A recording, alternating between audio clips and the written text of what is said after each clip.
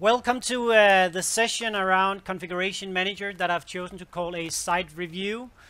When I submitted my sessions back in September, I did submit a session around Config Manager vNext, and I was kind of hoping that I could show you all the cool stuff coming in vNext, but as you probably have seen or not have seen, we don't have anything in public around vNext yet. So my second thought was to put together a session and telling what I see most administrators are doing wrong. So that is this session here. It's a site review, and all the scripts and the stuff that I will show you here will be made available after. And it's basically what I'm doing at my customers when I go on site and try to troubleshoot a config manager performance related issue. My name is Kent, and I work for Cortec, and I've been working for Cortec for about 15 years. So let's get started. The best advice ever whenever we go into a config manager project. Thank you. So we don't end up like this guy here. That is to kind of keep everything simple. I know that we're all special, and our organization is not like any other organization, but anyway, it turns out that we are very much alike, all of us. So keep stuff simple. That's my best advice. You don't have, even though you're 25,000 and you have some oil rigs and you have multiple locations and so on, you don't need to super complicate stuff, because that will just be a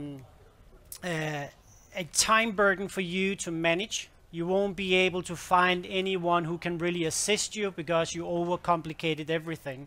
So keep it simple. Of course, not every environment can be kept as simple as a single site and a single server, but you trust me, you'll be able to do a lot of stuff with just a few servers in Config Manager in here.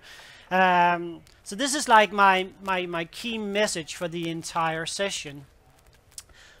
Hopefully you got it by now. And it's not because I do not know how to install multiple sites and so on and so forth.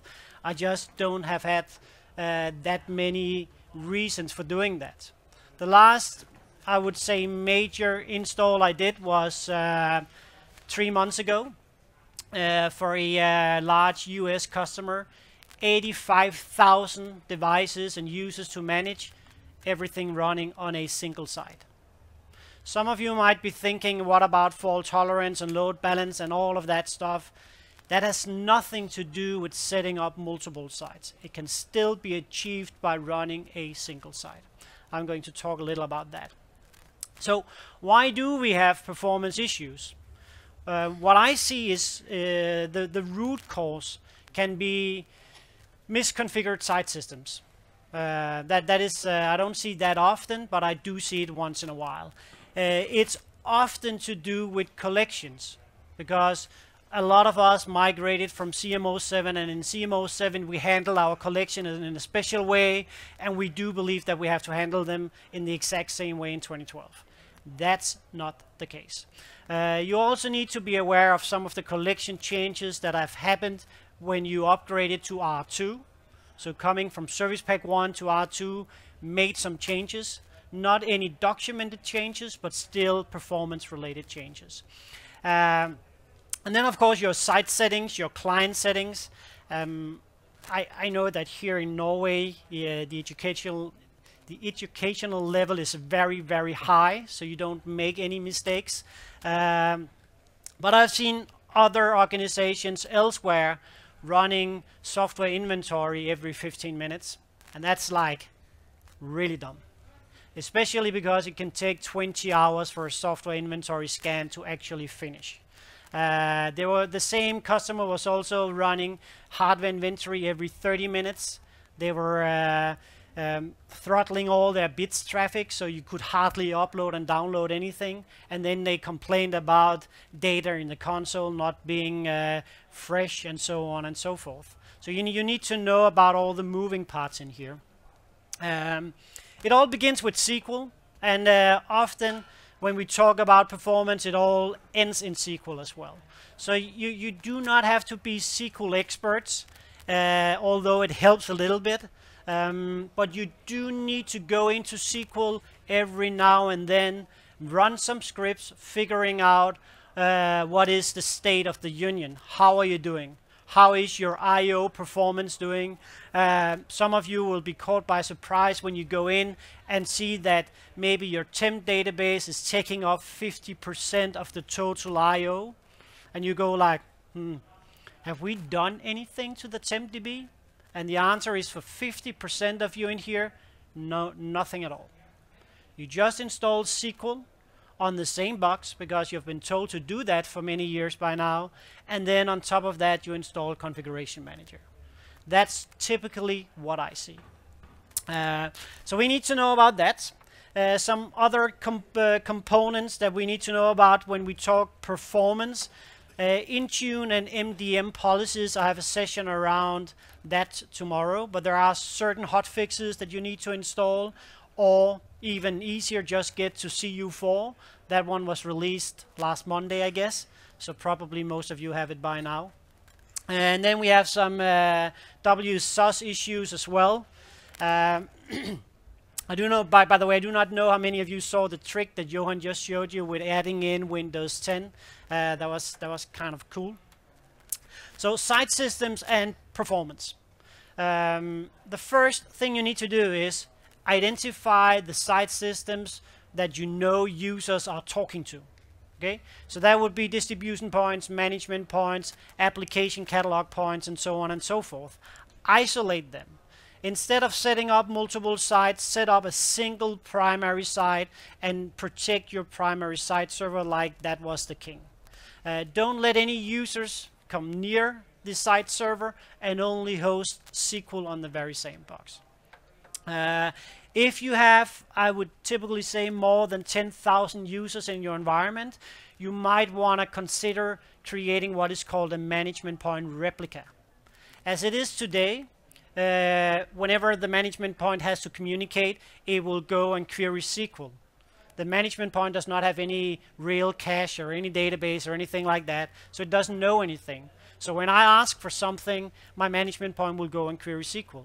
If you have 25,000 clients that are connecting and asking once an hour, that is a lot of traffic going on.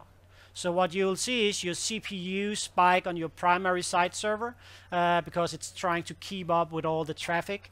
And what you can easily do is just install a SQL locally on your management point. You're already covered license-wise. So install a SQL standard. You don't have to pay for that. And then set up a management point replica. It's an exercise that will take you a good 15-30 minutes. And once you have done that, then the management point will use the local database. So you'll see the CPU load drop on your primary site server. What I've seen in production is it dropped from 80% to something like 19-20% in average on the CPU load just by doing this trick. So that is definitely something I recommend. I would never ever recommend it if you're a small customer, right? So this is one of my favorite slides, and it's already coming here.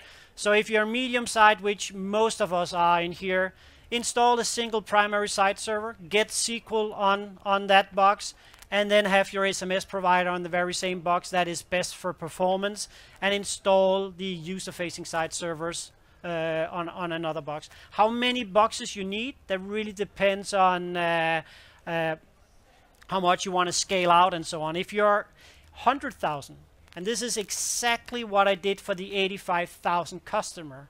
I installed a primary site. I have 4 management points. I have 4 software update points that are using the same shared database. That is key. So we do not have 4 different WSUS databases. We don't want to mess around with that. And then, of course, some of you might be more than 100,000 and you need a cache. Now, the big question is, if you are 130,000, will the data center and your primary site server explode if you install 130,000 clients in that primary site? Nope, it won't.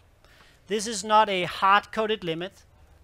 And as a matter of fact, I do have some very good friends that are running 145,000 clients in one primary site. Of course, they're not supported, but when you manage 145,000 clients, you probably know a good deal around ConfigMgr anyway. So it's not like you need first-level support at Microsoft whenever you run into an issue. This is not something you will find on TechNet. These are just my recommendations, but I ran them by this guy, and he gave me a thumbs up. So that's just how it is. Okay. So I mentioned that collections can be kind of hard on your performance, and I often hear customers saying that, well, we're importing machines, and when we're importing those machines, it takes like 45, 60 minutes before we see those machines ending up in the right collections. And it didn't do that before we did the upgrade to R2. And the thing is, you need to understand what is happening when you go in and manually refresh your collections. And at first, just don't do that. Never ever manually update the old systems collections. What will happen here if I add in a machine, if I import a machine to the all workstations Europe collection, if I update manually the old systems, that will of course trigger a collection evaluation of all systems, because I did that. So I kind of expect that. But what will happen now is that the collection evaluator will look at all the collections limited to that one. So that means in my example that all workstations will also be evaluated, all servers will also be evaluated, and then it will say, well, your collection or your device is ending up in the old workstations EMEA collection. So all collections that are tied or limited to all workstations will also be evaluated. So the reason why it took like 45 minutes to do this, if I just go in here, so what I have right here is I just have a single import computer, nothing fancy. So I'm just going to import this one here, importing the machine. After I've done that, go into my all systems collections and just do a update membership in here. This is what some of us have been doing. Maybe we did it with some custom code or what have you. But when you do that right now, you should take a look at your collection evaluator log file, because you will see that it's not only evaluating, if I just have a look there, it's not only evaluating my SMS 00001 collection, which is the old system, but it's also evaluating all the other collections. And since it can only evaluate like one collection at a time, if you have a real production environment, unlike my demo environment, you're looking at 45 to 60 minutes sometimes before it's actually done. So what I learned from that is I never ever do that. We went in and we changed our own code we have in our OSD front ends. So when we import the machines, we wait. In average, we have to wait like 2.5 minutes before it shows up in all systems. Once it shows up in that one, then we can go down and evaluate the collection or update the collection where we want to import the machine to, and that works. So this is important knowledge around collections.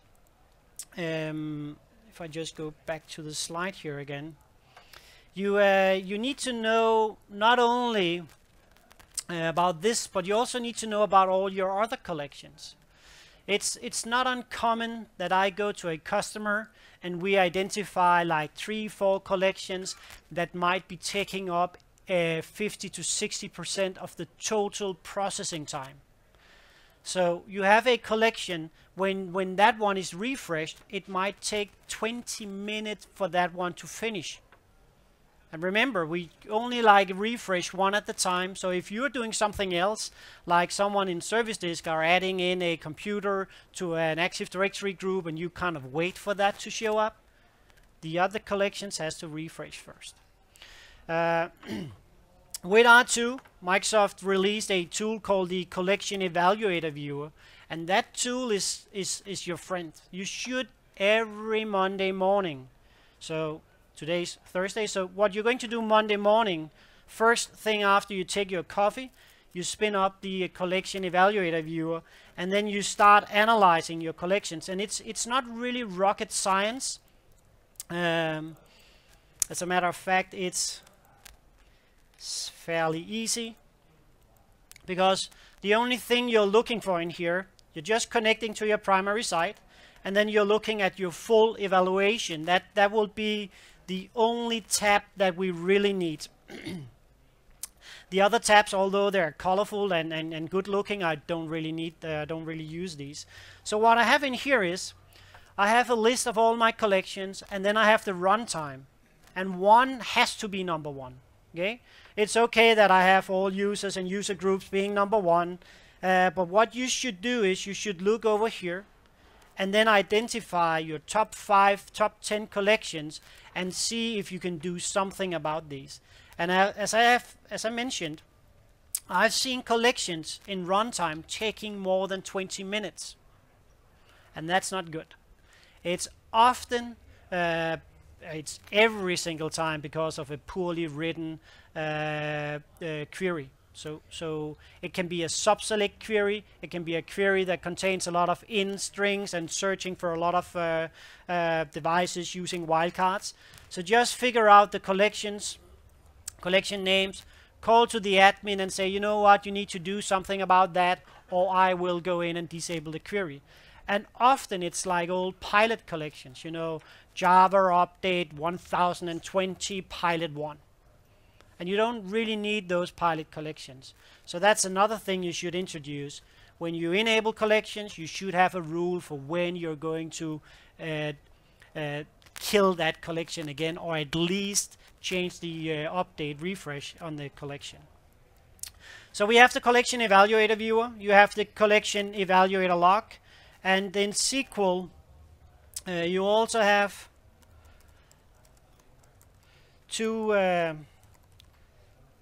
tables in here, not in the master of course. So we have collections G and we have collections L. Those two contain pretty much the same information as you have in your Collection Evaluator Viewer. The cool thing about knowing about these two is that you can grab the information here, extract them, export them to, I don't know, if you have an analyzing Excel spreadsheet or something like that. You cannot export anything from the Collection Evaluator Viewer. So collections_L and collections_G will give you the same information as you had in the Collection Evaluator Viewer. Also, take a look at this one here, the last evaluation and the next evaluation. And then you will see that even though a collection might only update every 7 days, it still updates like every second hour. That tells you that someone in your organization is manually updating the old systems collections or other collections in here, and you really want to stop that. I mean, we should never ever go in and manually update some stuff.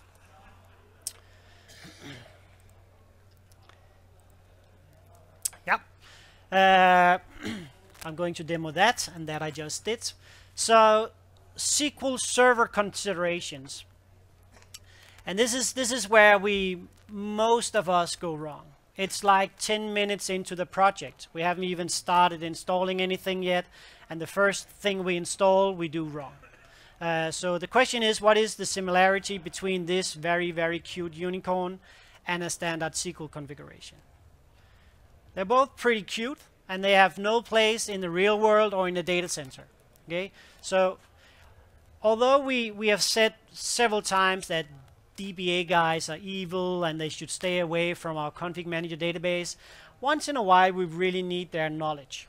So even though you're installing SQL locally, you should ask them, so how do you normally set up SQL? What kind of scripts and maintenance plans do you normally introduce into your SQL servers, and then see if you can get the same introduced in here. You need to understand when ConfigMgr, the setup engine, is running, the first thing it will do, or one of the first thing it will do, is it will create the SQL database. It's just creating a single file. That file will be 5 GB in size, and then it turns the recovery model into simple. And that's kind of about that. Even though from R2 we heavily rely on the temp database, it doesn't do anything to the temp database at all. It doesn't do anything to the report server database, so that one will just stay with a full recovery model, no changes to the log files or anything like that. And you need to understand that, because that will have a performance impact on your environment, and it can also have an impact on your site stopping. I've seen several times that you run out of disk space because no one treated your log files, no one even backed them up, so they just keep on growing. So you need to understand and know that. For SQL, we have a rule of thumb saying that you should create a database file per core. What we have seen is that you do not want to go beyond 8, because that will not increase performance, that will decrease performance. In real life, I'm always just creating 4. So whatever I do, I go in and then I create 4 database files, and I just have a single log file, and then I modify my tempdb. I always create an extra tempdb file, even though there might not be 2 CPUs. So I always do that. And if it's a real large environment, like 50, 60, 70,000, then by default we would go in and create 4 tempdb files. So we here's just a disk layout example. There are so many different examples out there. Of course, you could just get some SSDs and then say we do not care about all of this fancy stuff. But what you want to do is you want to make sure your log files are on one drive, your tempdb is on another one, and your database files are on another one. And even though you're not going to have a distribution point locally, you need to plan for the content library, because it will stick and stay on the primary site server. And if you don't plan for the content library, there is a little tool in the toolkit where you can move the content library, so it's not the end of the world if it ended up on the wrong partition. So some database considerations. Before you start doing anything, you need to be in charge. So don't let the setup engine create any database for you. Go in, figure out what your total database size is going to be when all clients are deployed. You have all this inventory history and so on and so forth. And then manually create that database. Pre-configure your file size, so your database files do not have to auto-grow all the time, because auto-growing will turn into virtual log files, and having too many virtual log files is bad for performance, and you don't want that. Probably size your tempdb files, and the thing is, what is a proper size tempdb file? That's a good question, so thanks for asking. It's all on TechNet. So the only thing you have to do is you have to search for Configuration Manager hardware configurations on Bing or Google, and you will find a TechNet article saying, well, if you have this many clients, say you have 12,500 clients, your database should be around 65, 70 gigabytes. The database size per client is estimated. I've seen 3 megabytes per client, 8 megabytes per client, and so on. But in average, it's about 5. I have the number of processors in here. I have the number of cores.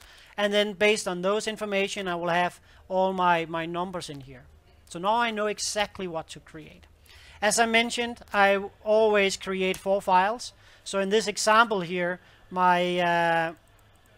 each of my files will be around 17 gigabytes in size.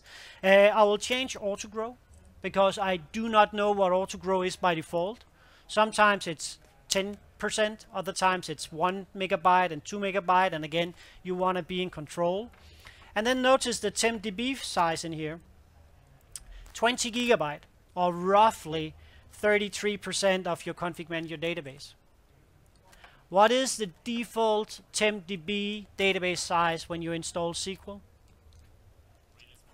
Really small, as in 8-10 megabytes. And even though this is not a math class, I can tell you that from 8 megabytes to 20 gigabytes, that's a long way. So what it will have to do over and over and over again is extending and auto-growing the file. So that leads into a lot of virtual log files, like several hundreds of those. The same applies to the tempdb log file. So knowing this, how can we pre-create the database? Well, pre-creating the database, luckily Microsoft gave us a script to do that, because Microsoft internally, they were not allowing the engine to go in and create the database. So they came up with this script, and the only thing I have to do in here is I have to go in and say what is my 3-digit site code and my execute bit. Am I testing, or do I really want to execute some real stuff? And of course we want to execute some real stuff. Then I have to go down here where we declare the variables, and in here you have the number of files. So I want to have 4 files, and then I have in kilobytes, and that's just because it's more fun to calculate in kilobytes. Then I have the file sizes in here. If you don't find that funny, because you have a life, then you can just go in and change it to megabytes, like that. Okay, so now it's going to create 4 files. I will have a total size around 14 gigabytes, and I will have a 5 gigabyte log file, and that's it. So up next is simply to execute this one here, and I'm in charge. So now I should have a database called cm_nic. Here you go. And when I look at the files in here, you can see we're doing pretty good. So I have 4 files. The files are located based on my SQL configuration. So if you have your files on one partition, they will be placed there. You can move the files around if you want to do that. That's purely SQL. The next thing I would do, and I've already done that in this environment here, is I would go into my tempdb, and then in here I would change the initial size in here. So all depending on what your Excel spreadsheet is telling you, the TechNet document, I would add in an extra file, and then I will simply just say, okay, these tempdb files are going to be 5 gigabytes in size, and my log file is going to be exactly the same. Is it really, really important? The answer is yes.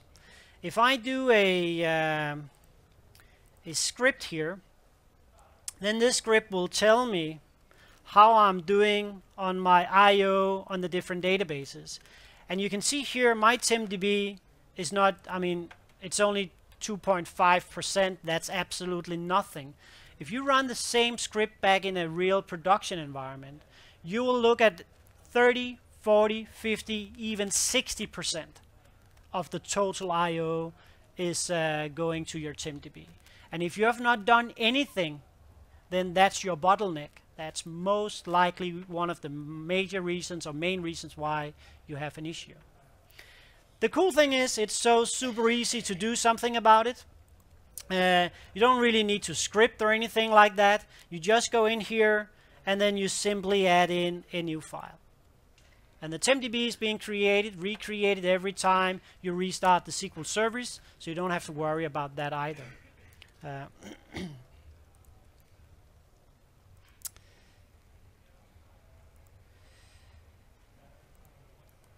by the way, if you have any questions or comments along the way, just don't wait for me to stop, because that won't happen. We have, I promise to stop before lunch. We have lunch coming up in 25 minutes.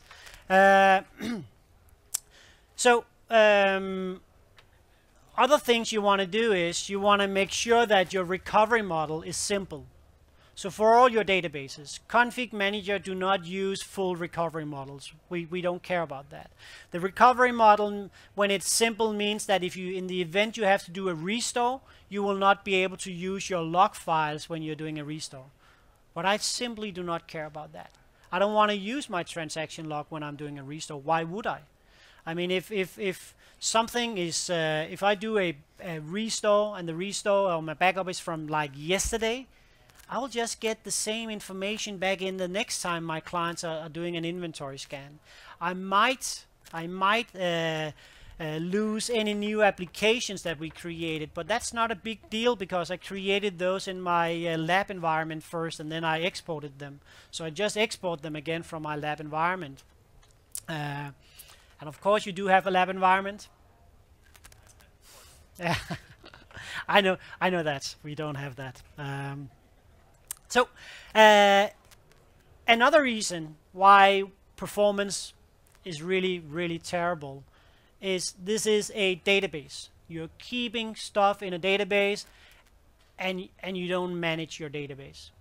I mean, maybe you went in and did as you can see on some of the TechNet articles, you went in and then you have a task in SCCM called rebuild indexes. Maybe you enable that one and think you're good. And some of you might be good, like 20% of you might be good or lucky that it actually works. But the majority of us, we're not covered by that task. And as a matter of fact, I recommend that you simply disable that and then you go in and enable your own stuff. Because if you do not enable your own stuff, I can tell you that you will be looking at fragmentation above 80, 90, even 99% of several indexes, and you don't want to see that. So you need to go in and create your own reindexing procedures. Luckily, there are some SQL experts that has already done that, so you just need to go to their blog and download and implement those solutions. I'm going to show you that in just a second. And then you need to monitor on a weekly basis. You need to monitor like your top stored procedures.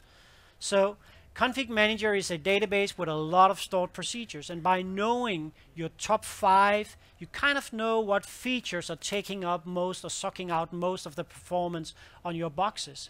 And I'm not saying something is wrong. It's just when you know that, then you can see, okay, if something happens to the way we do software updates, because now some of the software update stored procedures that just went from place 15 to a second place, have we done anything? Have we changed anything? So being able to spot those trends is really useful. Also table sizes, that's another one. If some table size is suddenly just kind of exploding compared to what you had last week, someone did something. Maybe someone went into client settings and like enabled all the hardware classes. And if you do not believe that happens, trust me, I've seen that happen several times. It's like, okay, we need that and that. No, we need everything. I'm like, man, you do not need everything. And you'll be able to spot that by knowing the table sizes. You don't have to memorize them, although that would be cool knowledge to have when you're talking with your friends on a Saturday night. But just know, okay, how do they compare to last week? Backup. By now, most of you should be running backup in SQL. Is anyone still running backup in ConfigMgr? That's a lie. So some of you are, and some of you are too shy to say you are. I do understand why you are still running it in ConfigMgr, because you've been told so for so many years by Microsoft. That's the only supported way in the event you have to do a restore. That changed in 2012. So by now, everybody should get rid of the ConfigMgr backup and then do backup within SQL. And it's not super complicated. And even though you have your primary site server on a virtual machine, you should still do a backup. Because if something happens to that virtual machine backup or whatever you have, I mean, if you do not have a normal SQL backup, there is no way you will ever be able to restore that environment. So running a backup in SQL means that you do not stop any services. So there is no service interruption. Those of you with a lot of remote distribution points, you don't have to worry about packaging, have to be resent task sequences or images that will never ever make it to Tokyo and so on, because we don't stop any of the services. That's like one of the major reasons. Another reason is we're using compression. So remember the environment I told you about, the 85,000. In total, their database with log files and everything was 600 gigabytes. That's a lot of gigabytes. Before we started deploying any clients to those, we did the backup. And I know there were no clients, there were no data in there, but still, when it compressed it in SQL, it went down to 350 megabytes. If I was doing the same in ConfigMgr, it would simply copy all 600 gigabytes.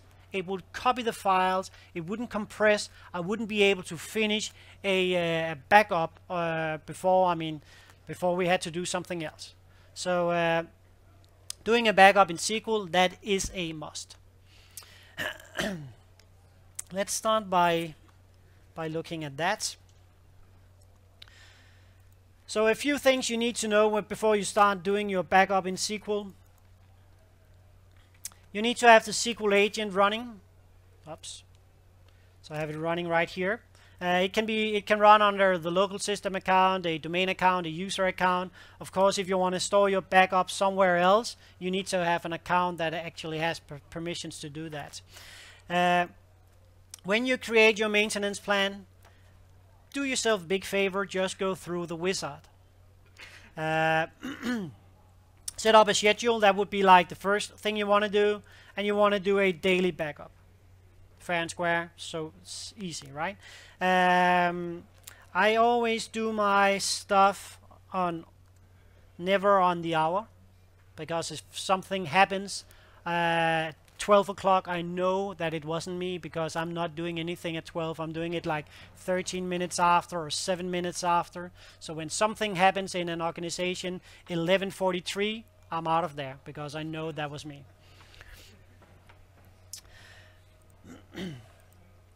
I wanna in this one here, I wanna include a few things. I wanna include a full backup. I wanna include a cleanup history, and I wanna do a maintenance cleanup. So those are the 3 steps that I do include. Cleanup history and maintenance cleanup means that we will go in and clean up information about your old backup jobs. Okay, we don't need that. It will also clean up my old jobs, so I do not fill up the entire disk drive with just backup jobs. And then of course I will do a full database backup. So I'll just keep my history data for 4 days, that's fine. And then I select my databases. So I'll select my PS1, I'll select my report server tempdb, and then if you have any susdb, if you have any MDT database, do those as well, so you do them all at once. Then it's going to store the database backup somewhere. SQL backup for me. I'm going to create a subdirectory for each database, and then I'm going to compress my backup. Once I've done that, I will go into my cleanup task. So please go ahead, clean up any file you find in here with a BAK extension that is older than 4 days. And that's it. That is so simple. It's well documented. There are some tutorials on the net. I will give you some links to those that explains exactly what you have to do when you're talking a ConfigMgr backup. Okay, so that's the backup. Other things we need to know is how we implement and how we check fragmentation. I have my favorite script, and that's this one here. So this script here is something, if you have not done it yet, if you do not have a defrag solution that is working, you need to go in and run this. When you run it, the only thing you have to change is just the name of your site, your database. Otherwise, just execute it. and it will give you information about your indexes and your average fragmentation. This is nothing. This tells me that it's a small lab environment. I haven't done anything real to this. I don't have any clients or anything like that, because if it was a real environment, what I would see is something very similar to this. Let's see what I have here.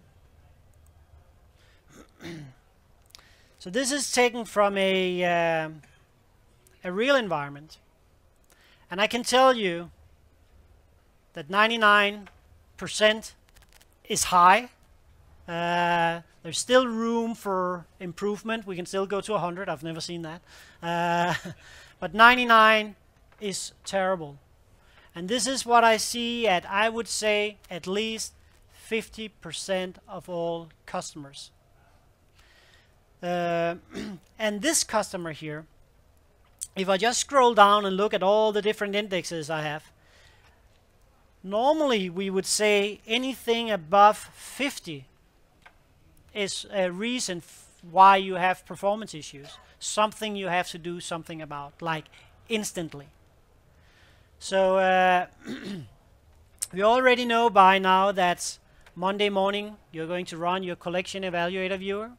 After that you're going to yell at some of your colleagues and have them recreate their collections and delete some other ones, take a cup of coffee, and then you're going to run this script here.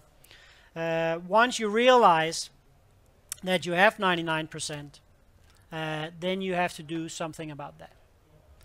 What you have to do about it is, in my opinion, is go in and implement the solution from Ola Hallengren. Those of you who have attended one of my sessions before or one of my trainings, hopefully you have seen the impact of that solution. Ola Hallengren is a Swedish SQL guru, and he has a maintenance solution that has absolutely nothing to do with Configuration Manager. It's a SQL solution. It's a SQL solution that I recommend you implement on all your databases. What it will do is it will create some stored procedures.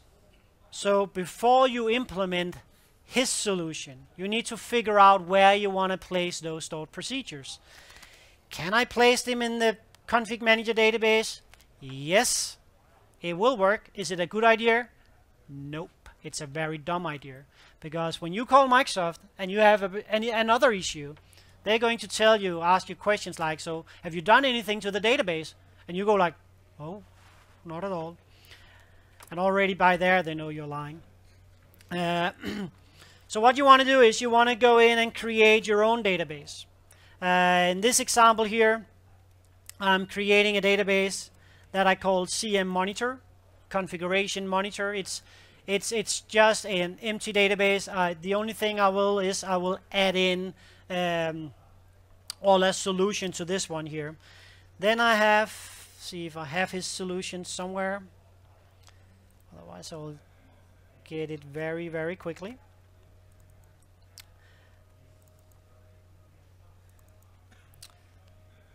So it's this one here. I just downloaded the maintenance solution SQL script.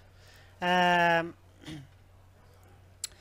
you create a new query, or you just simply open up the script, and before you start executing this, you just want to make sure that you know where to create the stored procedures. He will create them in the master database. There's nothing wrong with that. It will work. It's just again a matter of control. So if you have them in your own database, I mean, you know that if you delete that database, you don't have any leftovers. So executing that, and now I have the command is completed. When that command is completed, you'll be able to see that easily in the jobs down here, because you will suddenly have a lot of SQL jobs. One of those jobs would be index optimize. There you go, user databases. So if you just go in and edit this job, create a schedule then it will take all the user databases. Those are all the databases not in SQL by default. So that will be the WSUS database, the MDT, the ConfigMgr, the report server, and so on and so forth. And then it will re-index those databases. And that's absolutely a good idea. This is the easiest way for you to do it. So just go into the properties, go into schedules, and create yourself a new schedule. The big question is, how often should you run this? The answer to that, it really depends on how lean and mean you want your database to be. Unless you're a real enterprise environment, I mean, you can easily run this like 2, 3, 4 times a week. The only thing you will get is just a more up-to-date, speedy database. I mean, that's the only consequence. It's not like it's going to stop any services, so it will continue to work. And the first time you run it, though, I highly recommend that you run it manually, because the first time it can easily take 30 minutes, an hour. I usually see between 45 and 60 minutes in the enterprise. My record so far is 23 hours, and that was not an enterprise environment, but they did like everything wrong. Even stuff I didn't know you could do wrong. I was like, wow, I'm amazed, guys.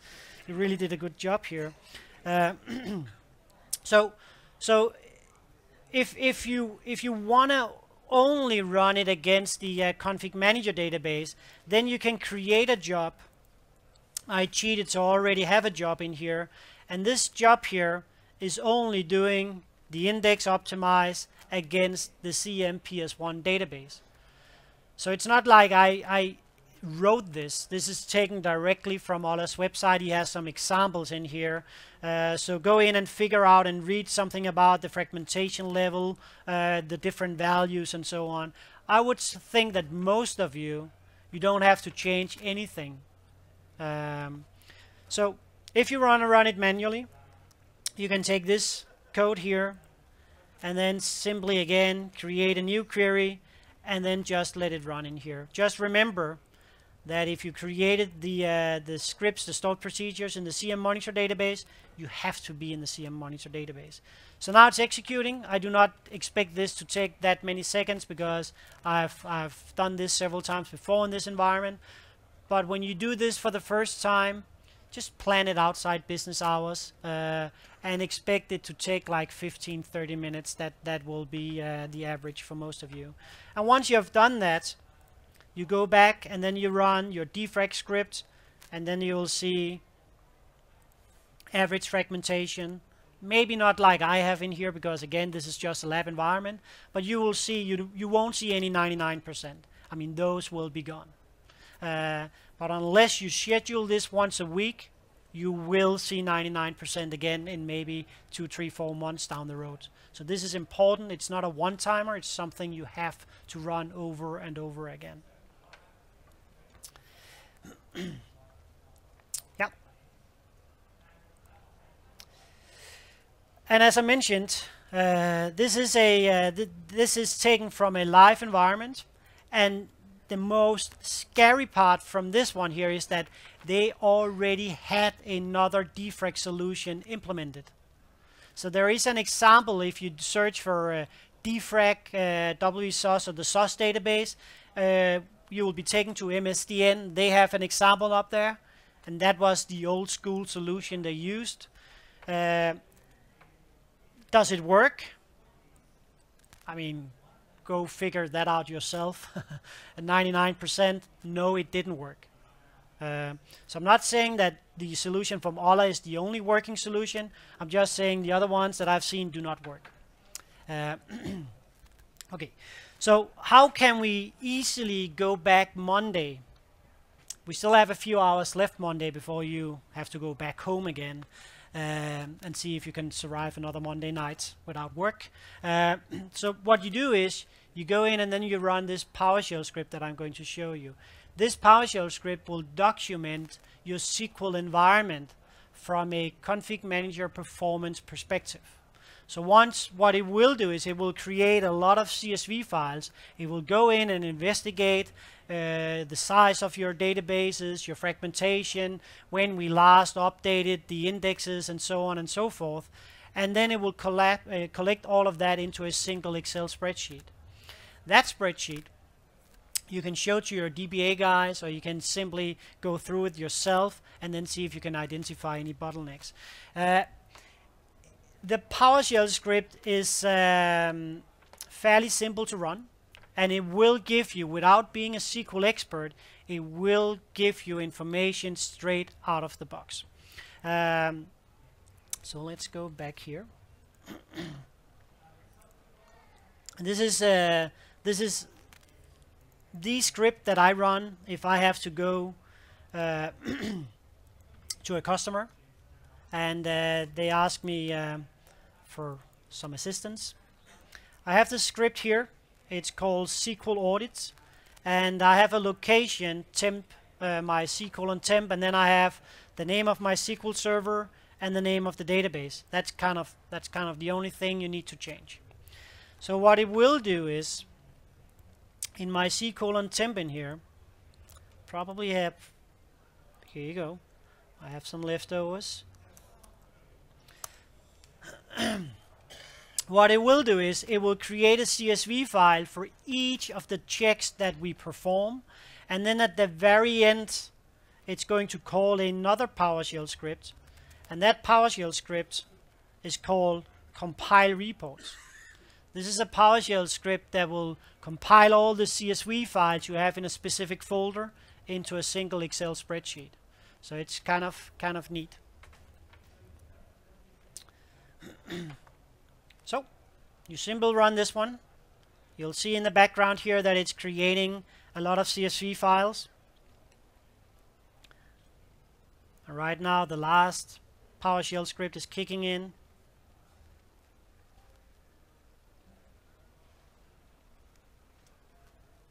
There you go. So now I should have the and you should not have Excel installed on your primary site, by the way, if some of you were taking a note there. So now you have information about your SQL, and even though some of it is just like, you know, SQL version, install date, and so on and so forth, that is valuable information in the event that you have to do a restore. So what was all of your settings? What Windows version did you have? And especially as a consultant, the first tab in here is nice because I can identify your product version. So why are you like 2 service pack and 3 CUs behind? Because keeping SQL up to date is also important. So I have my information in here. I have my configuration values, and I have information about my my files. So in here I can easily see most of you just have a single file, and we can see how big those files are. Some of the other things that I would normally look for would be the recovery model. So if you do not have simple, why don't you have simple? And if you have full, do you actually have a backup? Because if you don't have a backup, your log file will just continue to grow. So that's kind of neat information. Hardware. Not a whole lot to say in there. So I would also look at my I/O. This is the one that I showed you. So it should be exactly the same as I showed you. What you will see most likely is your TempDB being on first place or second place, telling you you have to do something about that. Memory, and then statistics. When did we last update the statistics? If that date here, updating the statistics is something SQL will do by default.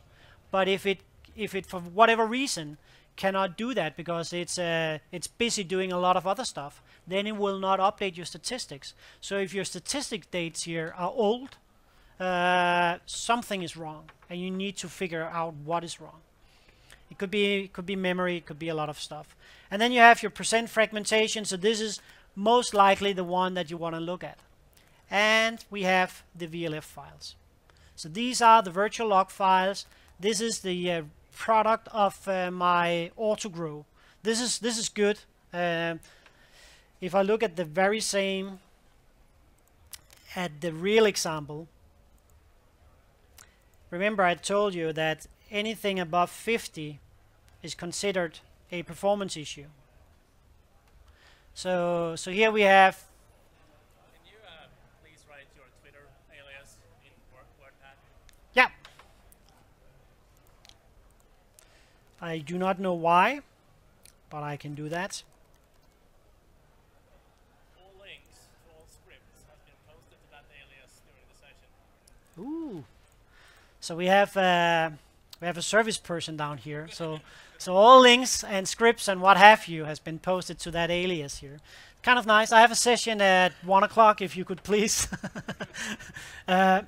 So the thing is, what should you do about this? For these guys here, it was the TempDB. It was also the WSUSDB that was completely out of order. So I simply went in, deleted whatever they had, and then I created the log file with the correct size. So deleted the log file they had, recreated that log file, and gave it the correct auto-grow size. So instead of auto-growing by 10%, it will auto-grow by half a gigabyte. So if it has to auto-grow, then it will at least do it in bigger chunks.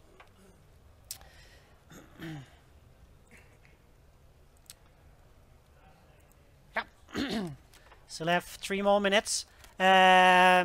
Another issue that I've seen coming up lately, like since Patch Tuesday in August, September, is issues with the SOS database. When you have multiple subs, I told you in the beginning you should use a shared database so you have the same metadata. But what I have seen is, and I still see that to this day, is my WSUS app pool in the information server crashes. It simply stops. Because by default that one is configured to use 1.8 gigabytes of memory, which is not enough.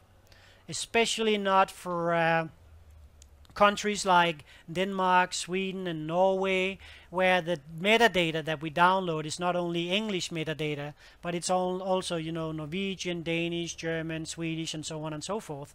So when we're downloading metadata from Microsoft, starting as of August last year, the app pool couldn't keep up with that. So it just stopped. What happens when the app pool stops? No client can scan. So we saw that clients simply stopped scanning.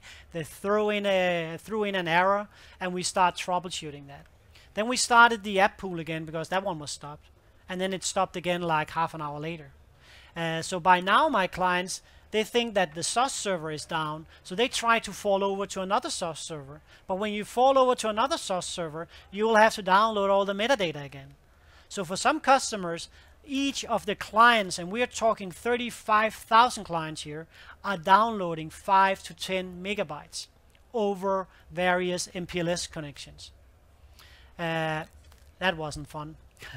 So what we should do is we should keep our WSUS database as lean and clean as possible. How do you do that? You run your WSUS cleanup. When you run your WSUS cleanup, if you have never done it before, you will see connection errors. Because the stored procedure that is used to running that job will time out. There are simply too many obsolete updates in there. So it will time out, it will give you this error, and you go like, holy cow. And that's kind of the end of that story. Except if you go in and do it manually, the first time at least. I have a blog post called House of Cards explaining exactly what's going on in here, what we're seeing, why the app pool is crashing, and also how you can fix the issue. So we have a SQL script in here that you will use, that you will run on against your SOS database, and then that one will go in. It won't have a timeout, so it will probably take a good few hours to run, but it will get rid of all your obsolete updates. Once you have done that, then you can implement a maintenance solution. And the maintenance solutions that I have down here that maintenance solution will actually send you, it will be an automated PowerShell script. It will send you a nice looking report once a week or how often you run it, and then it will tell you, okay, this is what we have cleaned up for you. So those are all necessary steps to keep your config manager environment as nice and good as possible. So keep it simple, know your collections, know SQL, know how to optimize the components in SQL that you need to optimize, and then also know your troubleshooting tools. With that, this is the end. It's lunch, so it's not completely the end. So thanks for coming, and enjoy the rest of the conference.